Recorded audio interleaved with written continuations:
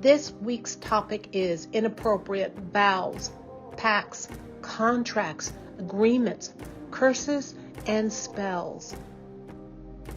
Do you have the capacity to create beneficial agreements in your life? Do you ever wonder why you are surrounded by people, places, and events that drain your energy field? Join us while Jeff explains some of the reasons why. So without further delay, thank you, Jeff. So tonight we're going to talk about stuff that can get in the way of you progressing and doing what you came here to do and being what you came here to be. And some of those things are, as Beth alluded to, vows, pacts, contracts, agreements, fealties, swearings, on and on and on. There's thousands of different terms to refer to it, but it's an agreement you made at some level. And I'm going to start with an example of an agreement, and then I'll explain how it impacts you. So the most common agreement that I find in people's energy fields, I usually check for it in either round 1 or round 2. I can't remember which. It's called Vows of Nurturing. Vows of Nurturing. Vows of Nurturing. And what this is a past life, and it's typically, I've had one young lady who had made it 21 lifetimes ago, and I had another person who had just made it 5 lifetimes ago. But it's a vow that they took. Now keep in mind, when we take a vow, we take it for eternity. When we have a swearing or a fealty or a contract, we take it for eternity. We don't understand when we take these vows or make these vows that we're forever. We never end. We're infinite beings, right? We have no beginning. We have no end. But we will get into a human existence, and we will, somewhere in this lifetime, we can make a vow, pact, contract, or an agreement.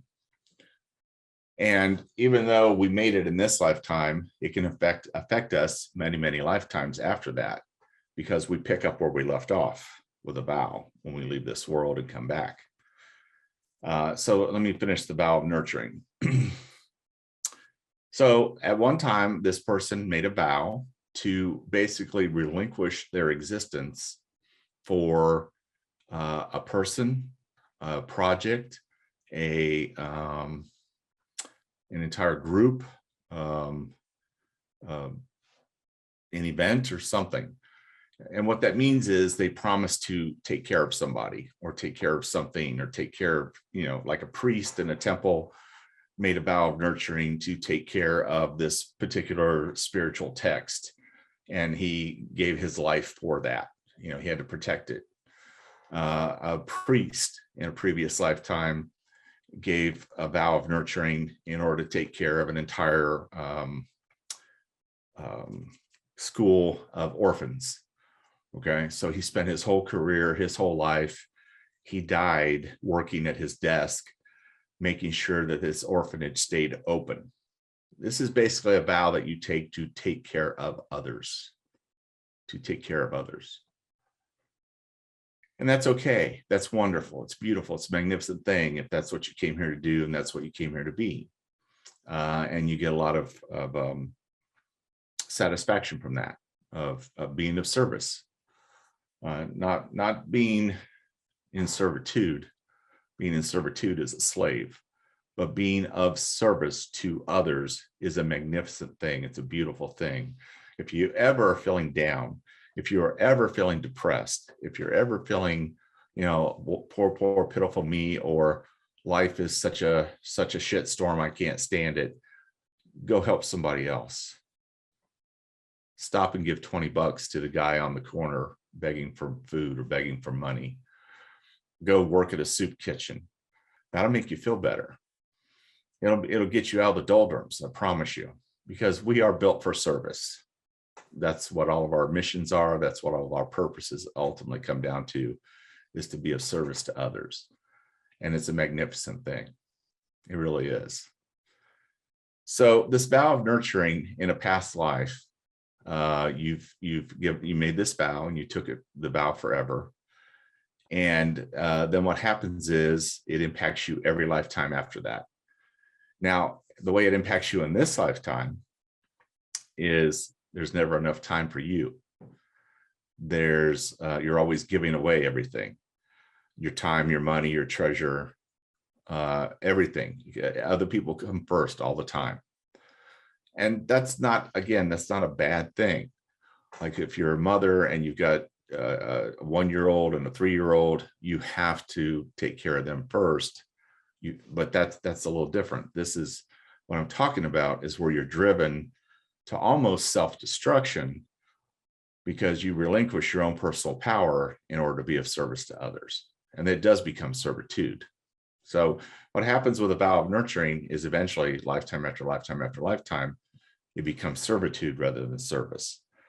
And it's important to, if you make the vow, it's important that that vow ends and comes to a conclusion in that lifetime. When you leave this world, it should be over. But that's not the way it works in this world. So I'm about to describe to you what happens. So let's say you've lived this life, a lifetime, and you're leaving. Your life is coming to an end, and your physical body stays, and ashes to ashes, dust to dust, it goes back into the earth. Okay. But your soul, along with your spirit, traverses back to the other side. And as it checks out of this earth, you've in your field, now this is an active field. This is somebody that's alive and moving forward and has things to do. They have a causal body, they have an emotional body, they have a physical body, they have a mental body, and there's several other subtle bodies that are in here that make up an energy field, right? And a lot of stuff can get trapped in this field, but also a lot of things could get in here, like agreements. So when you pass, you leave the matrix of this earth and you go back to the other side, and you're up here with the creator. And I'm giving you a real simplified version, but there are a series of energetic spheres that you go through to cleanse the body, to cleanse the soul, to cleanse the psyche, to kind of slough off the negative stuff that happened in this lifetime, that kind of stuff. Madam Psychoses is a lot of what some traditions refer to it as. And there's a series of these spheres, and that gets you set and gets you back to the other side, living your level of being your level of consciousness of who you are. And then you get to decide when you're coming back. And but here's what happens in this matrix of this earth. So when you check out this time, your agreements, your vows, your fealties, your swearings, all those things get lodged right here.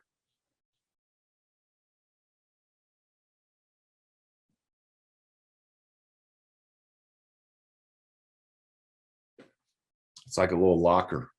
It's like an energetic locker. And you have, let's just like you have a cloak, and on your way out, you hang your cloak in this energetic locker. And in that cloak is some of the shock, panic, and trauma that you experienced while you were here on Earth. In this little locker, this cloak you're hanging up, are the vows, pacts, contracts, and agreements that you made, and on and on and on.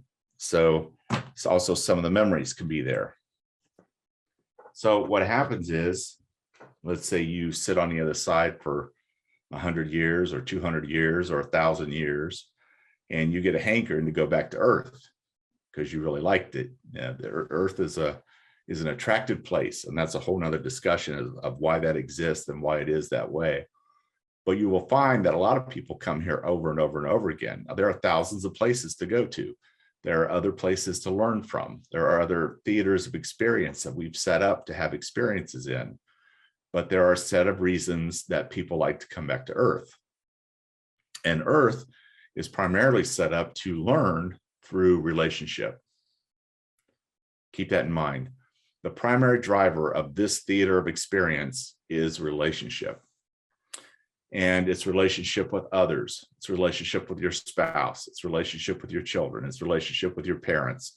Everything is centered around relationships. How many people can attest to the fact that probably one of the biggest things you spend most of the time on is relationship with somebody else, coworkers, bosses, customers. It's all about relationship. And ultimately, it's about relationship and returning to the love of self-love. That's what you come here to learn in this world, is how to grow yourself through relationship and interaction with others. And you take those lessons with you. That's part of your consciousness. It's part of your spirit. You take those lessons with you and reintegrate those into you. And then when you come back, you have that wisdom, that knowledge, that understanding. Okay. So now I'm talking, you spent 100 years or 50 years or however long you want to stay on the other side, and you decide, I'm coming back to Earth. When you come back, this blue represents the new you. The minute you cross this barrier, you have a baseline vibratory frequency that you're in the computer world. It's equivalent to your TCP/IP address, or even more, I would say even more, it's more like your MAC address, which is your machine address. So every computer has an individual address to it. So even if I didn't have your TCP/IP address, if you were on a network somewhere and I knew your MAC address, your machine address, I could find you anywhere on this globe. That's what you do when you come in here. Your MAC address registers in the matrix of this earth, and it says, oh, look, we've got a bunch of information for you. And these are the vows, the pacts, the contracts, the agreements that you had. These are some of the traumas that you incurred. This is some of the curses, hexes, and spells that were applied to you or you had when you were here before, and it's assigned to you. So when you reincarnate, doesn't seem fair, but when you reincarnate and come back to this earth, you kind of start where you left off. Somebody who's had vows of nurturing for 20 lifetimes. Because every time they went through this process of leaving the earth, coming back to the earth, leaving the earth, coming back to the earth, leaving the earth, coming back to the earth, they picked up about those vows of nurturing again.